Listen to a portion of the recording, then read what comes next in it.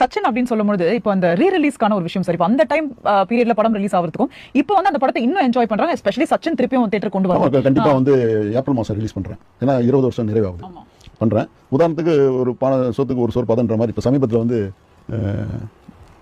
ஜெர்மனியில் ஒரு தேட்டரில் போட்டிருக்காங்க. அது கூட நான் வந்து ஓவர்சீஸ் நண்பர்கிட்ட சொல்லி கொடுக்காதுன்னு, அப்புறம் ஆஃபீஸ் வந்து இந்த ஒரு தடவை நான் வார்த்தை கொடுத்துட்டேன், எனக்காக கொடுங்கன்னாரு. சரி கொடுங்கண்ணே.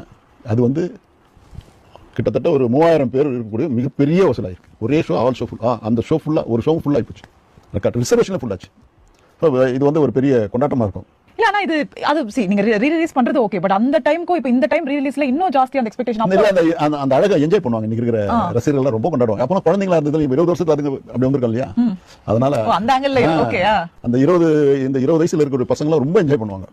அந்த 40 20ல இருந்து என்ஜாய்மெண்ட் பண்ணலாம். அது இன்னும் ஒரு 5 வயசுல இருந்து 5 வயசு பசங்க இன்னும் பார்க்க ஆரம்பிச்சிடும். So confirm April. அதாவது முதல் ரவுண்ட் வந்த லாபத்தை விட இந்த ரவுண்ட் கொள்ள லாபம் இருக்கு. கொள்ள லாபம் இருக்கு. ஐ திங்க் எவரிவன்ஸ் ஃபேவரட் படம் அது.